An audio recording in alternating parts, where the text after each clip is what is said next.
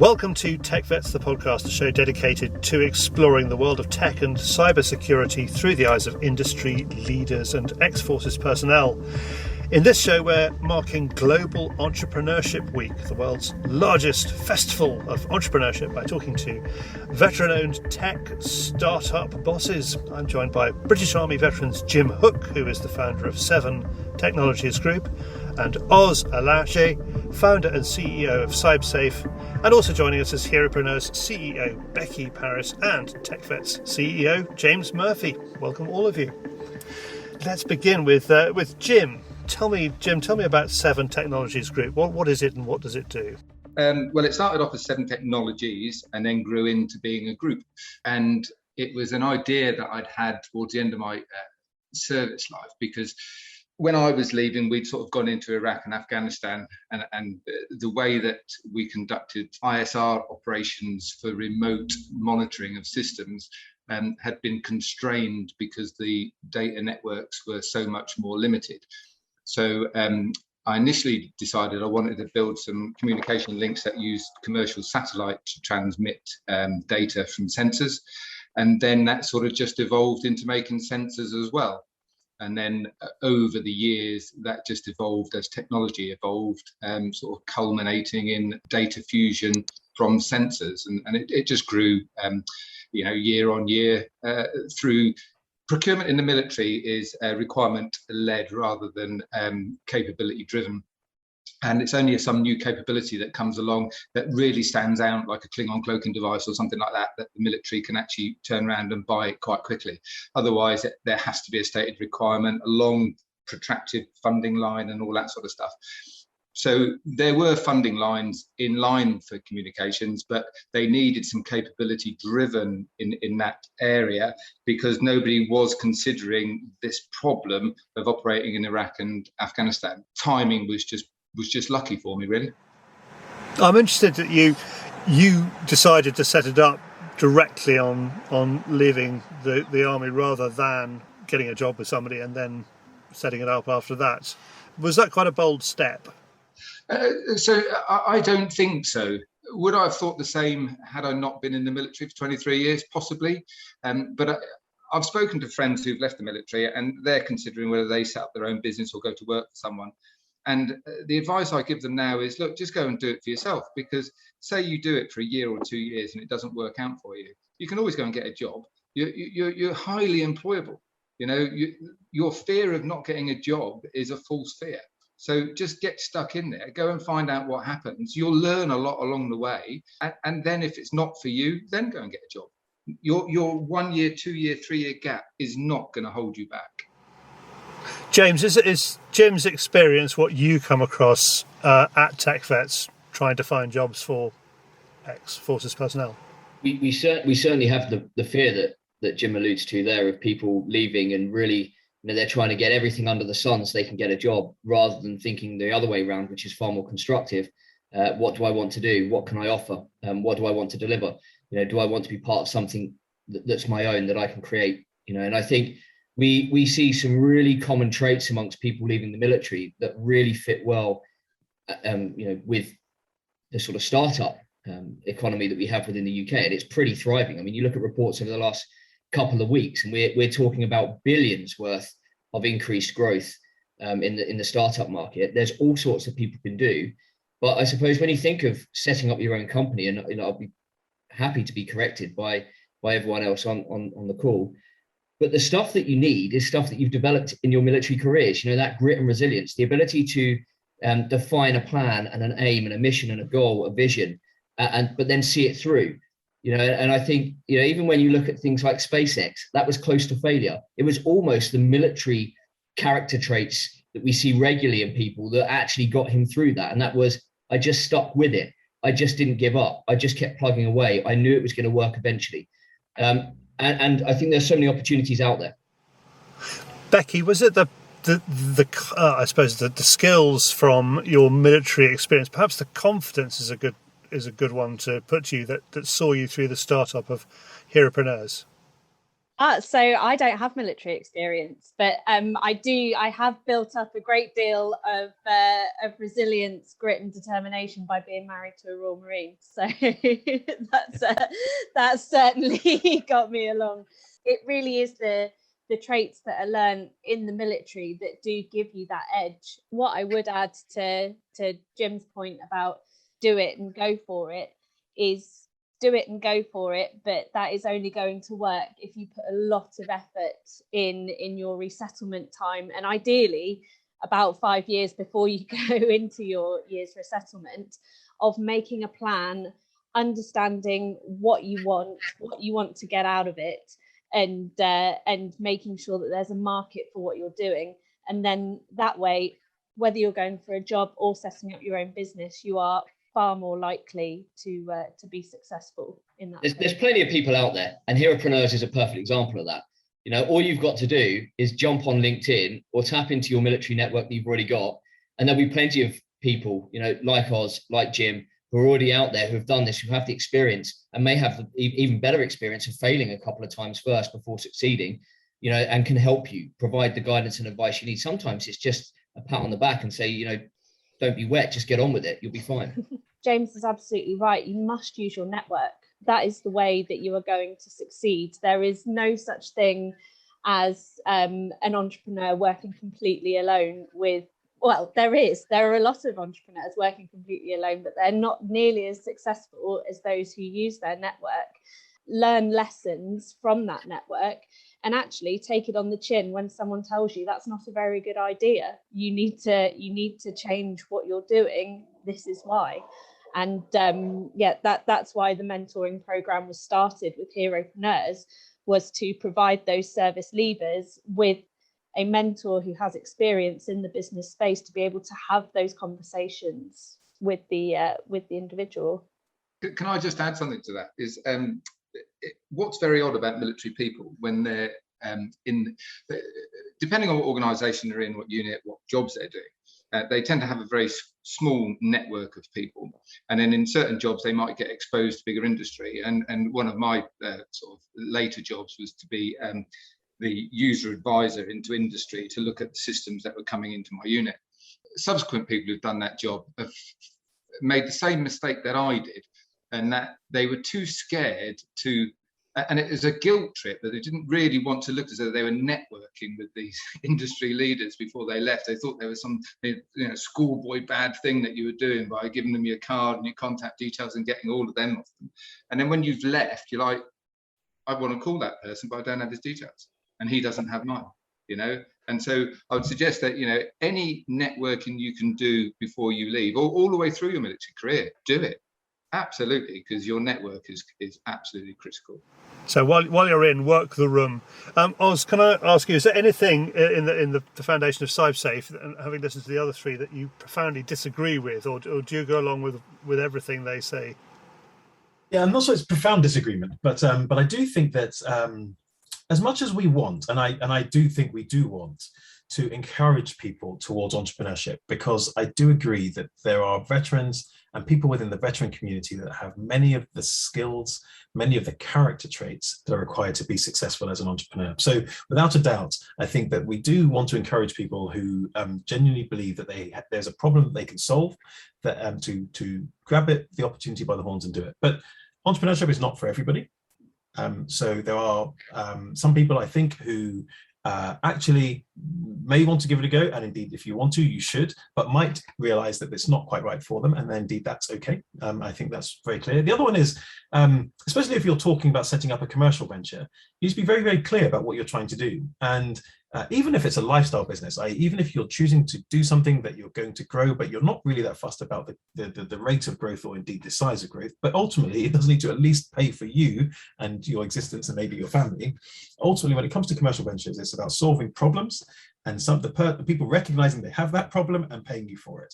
So you can do some work to prepare yourself to ensure that actually you have genuinely identified a problem that people want to solve and will pay somebody else to solve. You are the right people, or indeed you are the right person. You do have the skills, the expertise, or the technology, whatever that is. And if not, you're going to put that team together and build it. My point is, choosing to be an entrepreneur and being a successful entrepreneur are not necessarily the same thing. And I think we should be preparing the veteran community to be successful at what they do. We don't just want lots of entrepreneurs, we want successful entrepreneurs, because actually we all know that being, worrying about cash flow, worrying about money, worrying about all of those things that you are going to do as an entrepreneur at some point needs to be worth it. So it's not profound disagreement. It's just I think we should encourage the community, the veteran community, those who absolutely can solve problems. But be very clear, you're solving a problem. It's such an important point that you make, Oz. And in my previous role, I worked with the Royal Marines charity, particularly with vulnerable leavers and slightly less well-informed people who were supporting them with their resettlements. This is people who are being medically discharged, admin discharged, people who have health conditions, particularly mental health problems, were being advised to go self-employed or to start their own business as an easy option, as an alternative to being employed, because they felt that they couldn't work in a scenario where they could take orders or be put under pressure for targets. And it's very important to understand that going into business by yourself, whether that is on a self-employed basis or starting a business where you seek to employ people and develop products and as you say, go into a commercial space, that is not easy. And it can be incredibly stressful. And it's really important, I think, that the service leaver is educated. Yeah, that's the best point. No one realizes, everyone, well, I'm totally generalizing here, but there are so many people leaving the military that through their whole military career, they've been given that next posting, that next role. You have to work hard, but it's not quite the same. When you have to work hard for yourself, specifically to drive your own career, it is infinitely harder because you have to cover every single base, so to speak. And I think when people leave, there is sometimes an expectation that it is easy. It's only easy if you plan properly and you work hard at it and you network well for the right reasons in the right way, and you have a plan that you at least can see there are some stages that you need to get to. And I think with people going into business, wanting to start their own business up, there are far greater pressures. You're not just doing a role, you've got to create the foundations for a company to not just exist, but grow. And again, when you want to solve that problem, you've got to make sure that you are absolutely, almost ruthlessly, critically focused on that goal, and that you don't lose sight and start jumping down rabbit holes early on, and start to dilute that objective. Yeah, I think the thing that is really critical in all of that is that starting your own business, it starts off quite lots of excitement and all of that sort of stuff. Then reality hits home and you very soon become not responsible for yourself. You become not just responsible for yourself, you become very much responsible for all of your staff. And all of a sudden you're now responsible for their mortgages, their school fees, their daily life. And that pressure is immense. And when you're then juggling cash flow because of slow procurement processes and all of that sort of stuff, if you think that's going to be easy, then you need to think again. But I don't want to dissuade people from doing it, because like anything, you put in an awful lot of effort and take a lot of risk, the rewards are so much bigger. And Jim, I think that's the key point, isn't it? There is a reality to entrepreneurship, but it is incredibly exciting and it is an absolute privilege. And if there's one thing the veteran community understands, it is the concept of service, the concept of working with others towards a bigger, broader aim. And it's also the concept of accepting that actually easy and hard is relative. It's all relative. So the fact of the matter is, and I suspect many of you running organizations will recognize this, 1 minute you're on top of the world and the next minute you're not, but that's okay. And of course, when it comes to your next step outside of the military, it's absolutely okay. The thing that I think that we are all probably really solidifying and aligning around is, as an entrepreneur, if you're going to create a successful business, it's because you're providing a service or a product or technology solution or something that other people need, and you've worked out a way of doing it well enough for the group of people who will actually part with some cash for it, or at least part of their time for it, and do so in a way that you can replicate that. And if you can do those things, then actually you've got the basis to build upon, and that's extremely exciting. And the thing I really like is you don't have to do it on your own. Jim, Many others in my network are people that I looked to, spoke to, listened to, thought about, sent questions to, just because actually they've done it beforehand. And the service community is so broad. There are so many people out there who have gone into so many different areas. Actually, depending on what you're thinking about, you can go and test some ideas. You can go and ask for a bit of time. You can go and ask people of a bit of the pitfalls and the challenges and the opportunities that they've had. Just sticking with that, Oz, around not having to do it on your own. How important? I mean, look, if you can sort of just give us a sort of overview of CyberSafe and how important it was right at the start to build a very tight team around that initial idea to get it going. Yeah, I mean, for us, it's incredibly important. And for those listening who don't know what CyberSafe is, so we're a cybersecurity software company. CyberSafe is a behavioral security platform, and it's a software solution, a mobile application or a desktop application that organizations give access to their people to have, because everybody acknowledges that when it comes to cybersecurity, the holy triumvirate of people, process, and technology, the people bit is often overlooked. But actually, many of us who do think about the people bit sometimes gravitate towards thinking about training, if you just provide security awareness training, but actually training isn't it. So the CyberSafe software solution actually provides people nudges and alerts and prompts, as well as information that helps people know what they need to know in order to make better security decisions or exhibit better security behaviors. And then we do all of that and provide organizations understanding of the risk they carry, and we do that through pretty intelligent data analytics that we provide. So it's a data platform. And the reason I say all of that and explain it, other than I'm extremely proud, and of course, why would I not plug CyberSafe to this brilliant community listening? The other reason I mention it is because I needed loads of help to get it together, because the reality is I'm not a psychologist and I'm not a software engineer. And so for me, I needed to talk to the behavioral science community and the software community to understand the art of the possible. Here's my plan. I believe if we can build a software platform that does this, this will be possible. What's the minimum we can build to test it? And that's what we did. We built the minimum to test it. And we tested it and got it wrong, and we tested it and got it wrong, and we tested it and got it right, and then we got it into a bank, and then we tested and got it right to go into another bank. And so that community, that network, building that small team for me was critical, and I needed to bring together behavioral scientists, data scientists, software engineers, and I needed to sit them down and help them understand the vision and see what they came up with. Can I ask, is this a skill that service personnel are particularly good at, or something they're known for being particularly good at? Is it possible to generalise like that? It is a generalisation, and it is possible to do, but I genuinely believe that it's a generalisation that is accurate. I do believe that service personnel have, throughout their careers, been faced by a series of problems that have required them to understand who are the people who need to come together to solve that problem. In some cases, you can do that with a small number of people, or maybe even do it yourself. But in majority of the things that most of us as veterans have had to contend with throughout our careers, we've needed to do it as groups, and you've relied on different skill sets and different experiences and different perspectives to provide the optimum solution. That's my perspective, but I'd be keen to hear what others think too.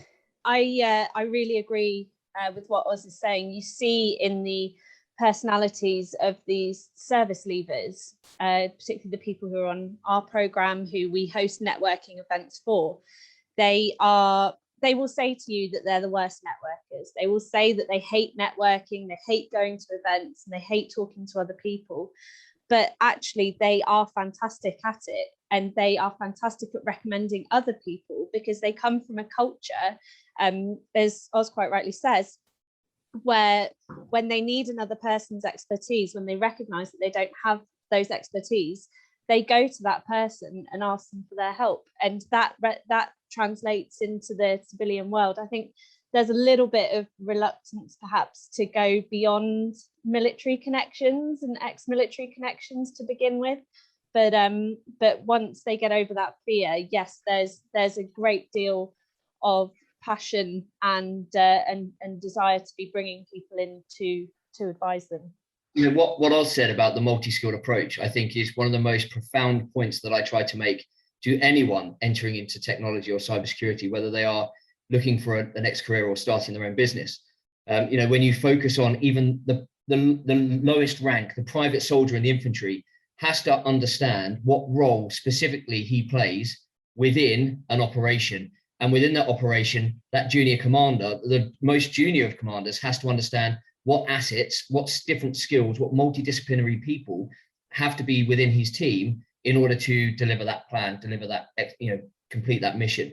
And that's why over the last sort of 2-3 decades within the military, we've seen an increase in people leaving the military with a more entrepreneurial mindset, because they are far more used to using technologies and various capabilities, engineering assets, people that have the right minds around understanding other people's, wherever they may be in the world.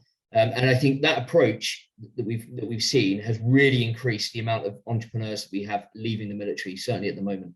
That thing about working the room. I was only talking about this with my son the other day, because he hates going into big crowds and whatever, and I hate it. I hated going to those organizations which had a big dinner and you sat next to somebody you didn't know and all of that sort of stuff. And I would still say that all I was ever looking for was the door to get out. At the same time, I have no problem standing up in front of a room presenting or briefing something. And what it comes down to is having confidence in your knowledge and expertise of what it is you're trying to sell to them. And what I mean by that is that you're not trying to generate from money at the start. You're trying to sell your credibility. And once you've got your credibility across the line, people will want to engage with you. And then what you've got to realize is that when you are then calling somebody up who's seen you at a presentation or been referred to you or whatever it might be, people often feel a bit embarrassed. They don't want to call somebody up because they might think that they're going to put that person under pressure to do something for them that they're not really comfortable with or whatever. But actually, if you're so proud, as Oz was saying at the start, that he's very proud of his company, you shouldn't worry about it, because you're actually offering them something to help them. The fact that they're going to have to pay you for it is the quid pro quo. If you were trying to sell them something that wasn't going to help them, quite rightly, you should be embarrassed and not call them. But you've created your business because you think you have a problem, that you've got a solution for a problem, or you can enhance their capability. And therefore, you are doing them a favor in some respects, but you're helping each other out. And, I don't play golf. It's not the sort of thing I do, but growing up as a kid, you always knew that lots of business was done on the golf course, and I never understood that. I now take part in other events, which Charlie's well aware of, and that is an incredibly good place to throw business ideas out there. I never ask any of the people I'm at these other events with to invest in me or spend with me, but they're all successful businessmen. And they ask me to talk to people, I ask them to talk to people, and we share our benefits, and that is networking. Yeah. I think in the military, there were two terms that I realized after I left that almost were dirty words. One was networking, for the reasons that Jim has described. There was this kind of almost stigma with, the other one was sales, interestingly, and I was really guilty of this. I left the military and I thought, whatever I do, I don't want to go into sales. And because I had a misunderstanding, and I believe that often people in the military have a misunderstanding about what those two things are. And interestingly, especially in an organization that is so comfortable with the concept of liaison officers or liaison personnel or links in chains, and people who ultimately connect with others in order to ensure that those people get the full benefit of the value that they can bring. What can I help tell you about my organization, my unit, my nation? All of that stuff is really common, but yet for some reason, when we consider it as networking, we think of it as a dirty word. The other one's sales, thinking of sales as selling things rather than what Jim has just described, which is exactly what sales is, which is I can help you solve a problem. I understand that problem so well that I'm going to help your life get better after the engagement that we've had. You don't need to buy anything from me. You will only buy if what I'm offering you is worth it. But the reality is, it's not about buying. Can I help you? If I can't, I'll wish you a good day. And if I can, let's at least make sure that you've got what you need. And I think just this flipping it and helping military people get confident about their ability to understand problems and solve them, and understand people and connect with them, those two things go a long way when it comes to entrepreneurship. Well, that seems to be a question to end on, which is confidence, because we've covered the part about ability. Do you have the ability to do this? We've covered the part about method, but I mean, Becky seems to be picking up this idea that service personnel, as they leave the military, as they go into jobs or they become entrepreneurs, don't necessarily have the kind of confidence to push their careers forward. Is that fair to say? Yeah, absolutely. And Oz is absolutely right in that sales is such a dirty word in all of this. And it shouldn't be. I mean, unfortunately, the exposure that we have to, you know, good hard sales. I worked in a car insurance call center. I did my time, but we have we run a business startup workshop, and there's a wonderful example that our trainer gives in that, where he says to the room, "Who here considers himself a salesman?" And you will get maybe 1 in 30 hands up. And he says, "Okay, who here has walked up to a woman or a guy at a bar in a nightclub with an intention?" Hands up, hands up, hands up, hands up. You're a salesman. And it's a really interesting flip on the stereotype of a salesperson. And you're absolutely right. The people that we support, they have these wonderful services, and I know it's not necessarily tech based, but we went to an event recently with one of our mentees who makes beautiful garden furniture. The stuff sells itself, it's lovely, but he said, "I hate this, I can't sell, I just can't do it." And watching him speaking to people, speaking about his passion for what he's making, he understands his craft, he understands the process that it's been through, he understands all of it. He was selling, and he was selling really well, and he was selling in the best way, because he wasn't saying, "It's £2,000, give me your money, please, it's going to make your garden beautiful, blah, blah, blah." He was talking about the process with passion to people who needed a product. So how did you improve his confidence? I told him. Good. That's it. It is, and it's just about flipping that stereotype on its head and saying, you don't have to be like that guy that sold you your car, who is on, you know, a target of 20 sales a day. And I don't want to take away from those people. Also, they've got a job to do and targets to meet. But it is about understanding that selling isn't always the hard sell. And as Jim said, in networking isn't about walking in and walking out with 20 leads from a meeting. It's about building relationships, so that when that person or those 20 people that you've spoken to speak to somebody else in their network, and it turns out they need what you've got to offer, that person will recommend you, because a personal recommendation is absolutely golden. I think these 2 points, I'm so glad these 2 points have been raised, because they've cropped up in nearly every conversation I've had with a service leaver or veteran in the last 3 months. I don't really like sales. Well, tough luck, because sales is the most important thing. If you don't sell anything, no one gets any money, and then no one can pay their bills. It's very important that you become accustomed to the real importance of sales and what it's about, rather than just that dirty sort of perception of it. The second is networking. For some reason, every single veteran and service leaver thinks that networking is about getting a job. If you're talking to someone, they haven't got a job for you, you already know about it. Networking is about bringing capability to people and people to people, to build your knowledge, to learn more about yourself, more about industries, what sort of product you want to be involved in, company size, structure, culture, industry, sector, whatever it may be. You grow a knowledge of the environment in which you're going to be working in, and whether that's an entrepreneur or otherwise. And I think people need to have a far more open mind to sales and a far more open mind to networking to really get the benefits from both. Jim, just on confidence, how do you instill that in your sales force? How do you get them confident? Well, that's a difficult question. I think I generally always employed people who were confident. So I employed ex-service leaders. So pretty much exclusively, all of the salespeople I recruited would have been former colleagues. They were confident. However, they still had that problem of sales. And you see people who look at a product and go, well, it'd be easier to sell if we get it to do this, that, and the other, rather than understanding it is where it is already, and this is what you've got to sell in order to get money, so we can evolve it and develop it further, right? This was just not an endless pit of money to keep developing things. And the other thing is, I always say to people, it's very easy to phone up somebody else in another business and arrange a meeting, and you think you've achieved something because you've gone and visited this company and you've had a meeting and it looks like you've been positive for the day. Business to business meetings can be generated at the drop of a hat. any business sees another business phone, it sees it as an opportunity to sell that business something. So they're always going to get in touch. And I think there's an old adage, I can't remember the phrase exactly, but you haven't sold anything until you've sold to somebody that isn't your friend or family. And therefore, what you should always be doing is working out how to get yourself to meet up with people who are going to buy your product. We did actually run some courses, and we paid significant amounts of money for people to come in and teach people how to do sales.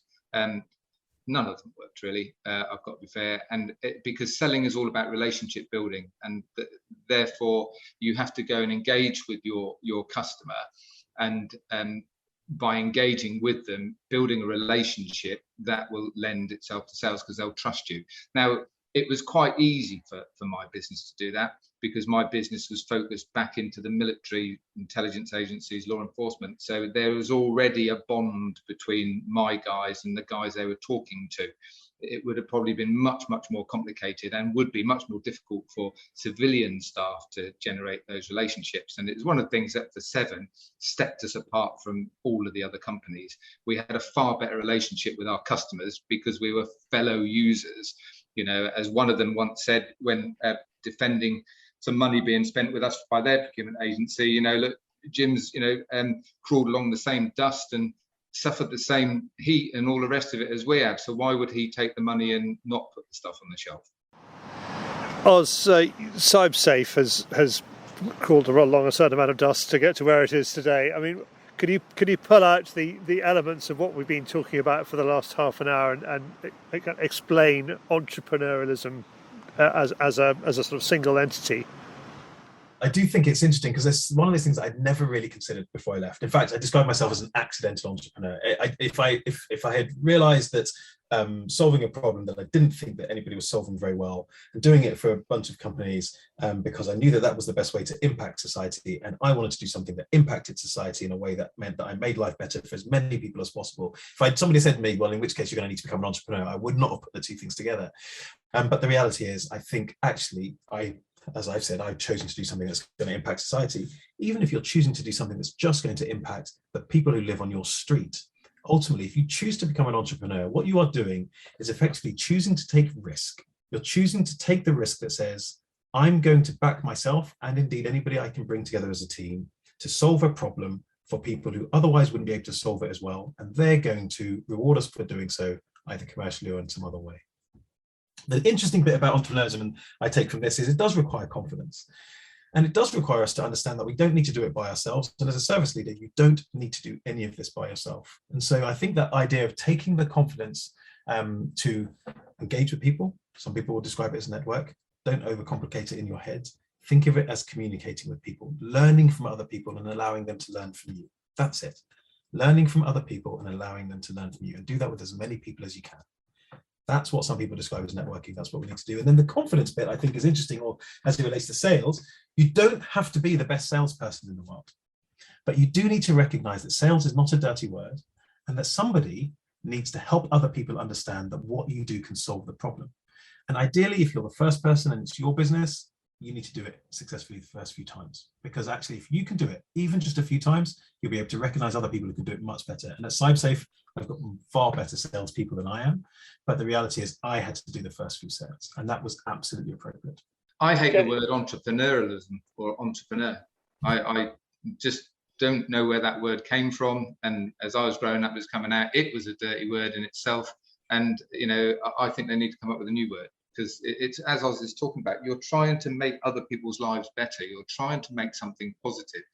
Seven was all about trying to deliver capability because it wasn't there.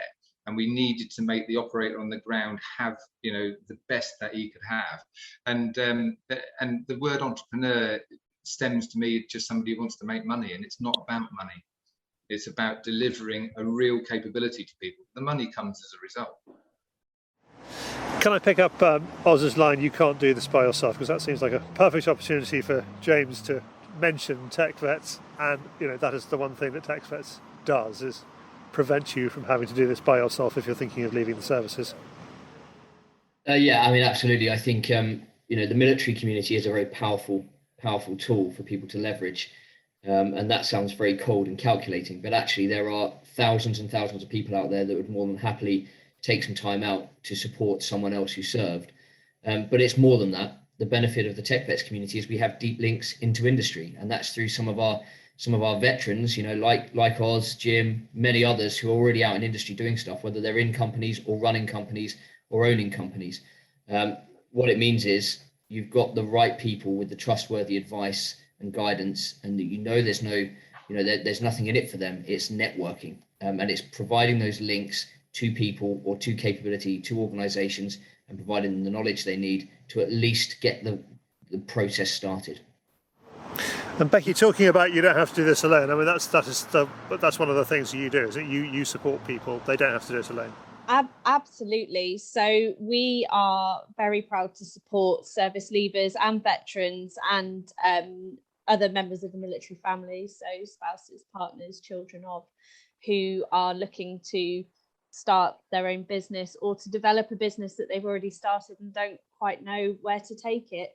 And I think just building on James's point there, it's really important that you find support from people who don't necessarily have a financial interest in your company also, because those people, as soon as they invest, as soon as they have some kind of return for themselves, their support is no longer impartial. That's something really important to Heropreneurs. So all of our mentors who are volunteers, and you're quite right, people are bending over backwards to support our military community. It's really lovely to see in giving their time, but they will agree at the very beginning with Heropreneurs not to take any financial interest in their mentee's business. And that's so important to us because it means that they can be truly objective and supportive. And I love the saying, it's not a sale until you've sold to someone who isn't your friend or family, because again, having that outside pair of eyes. And our mentor community is about 50% service leavers, but we do also have people who don't have a service history. And again, that's really important because it's outside eyes again. And as much as it's lovely for your mum to tell you that it's brilliant what you're doing, and I love it, and congratulations, and pat you on the back, it really is 100 times more valuable when that comes from somebody who doesn't mind about hurting your feelings. I mean, clearly we've emphasised that it's going to be hard work. Nothing's ever going to be easy that's worth doing.